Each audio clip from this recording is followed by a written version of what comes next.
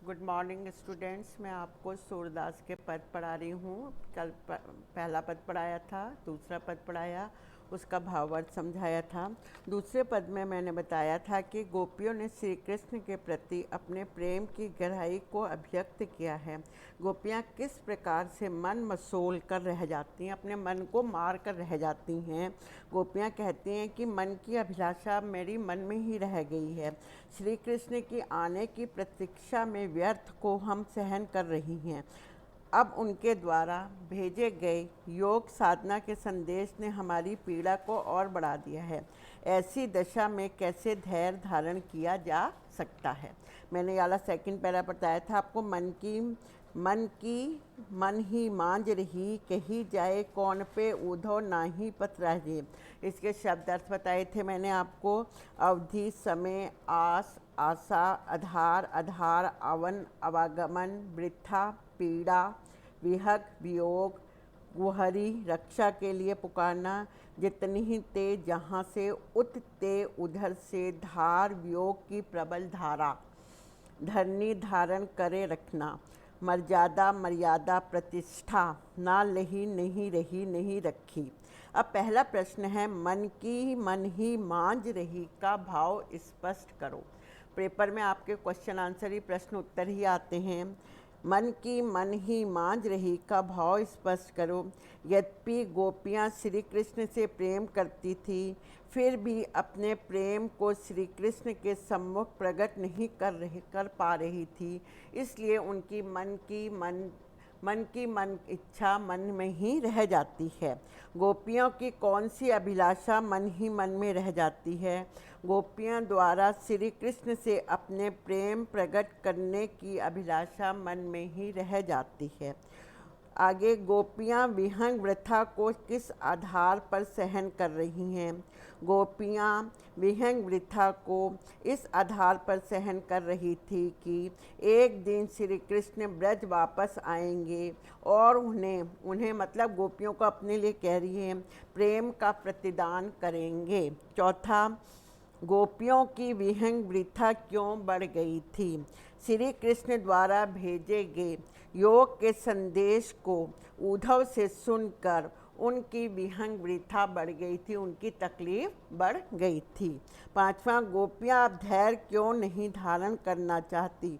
गोपियाँ अब धैर्य इसलिए धारण नहीं करना चाहती क्योंकि श्री कृष्ण ने मर्यादा का पालन नहीं किया था।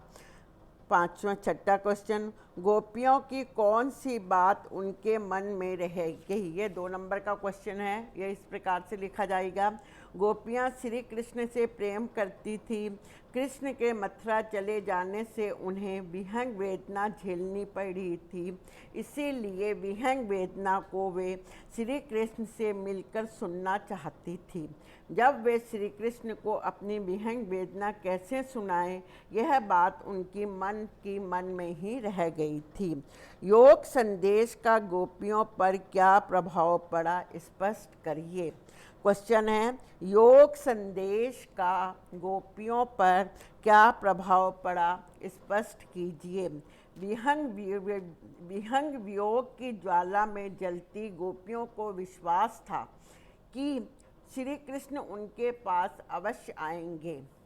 श्री कृष्ण से प्रेम के प्रतिदान की आशा लगाए बैठी गोपियों को उद्धव द्वारा योग का संदेश प्राप्त हुआ।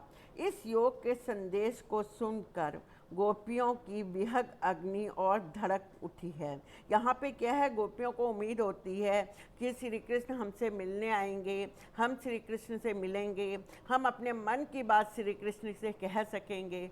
पर जब श्री कृष्ण खुद नहीं आते हैं और उद्धव के द्वारा योग का संदेश भेज देते हैं, इस योग के संदेश को सुनकर गोपियों की विहग अग्नि और धड़क उठती है।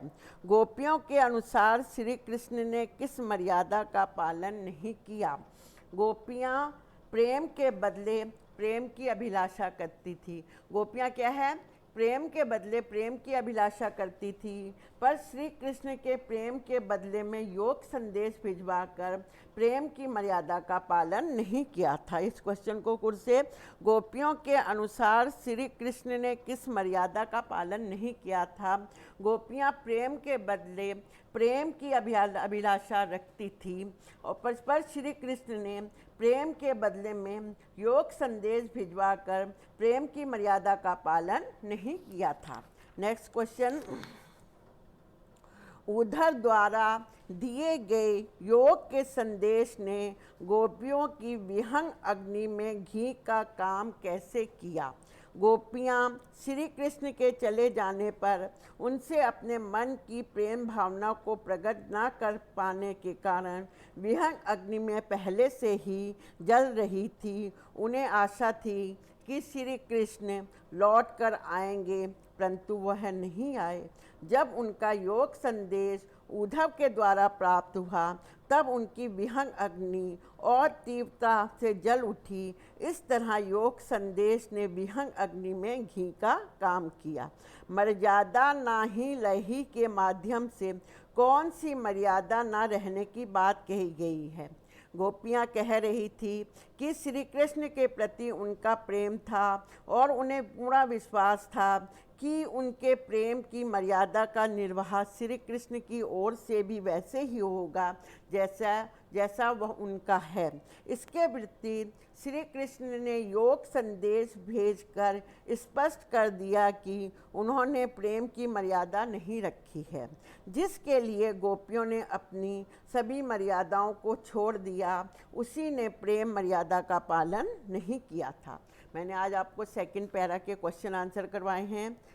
फर्स्ट पैरा कराया, ये मैं आपसे बार बार कह रही, सूरदास बहुत इम्पॉर्टेंट है। इसमें से 5 या 7 नंबर के क्वेश्चन आंसर आते हैं। इसे आप आराम से पढ़िए, भावार्थ को भी पढ़िए, शब्दार्थ को याद करिए, क्वेश्चन आंसर को याद करिए। ये आपका सेकंड पैरा आज यहाँ पूरा हो गया।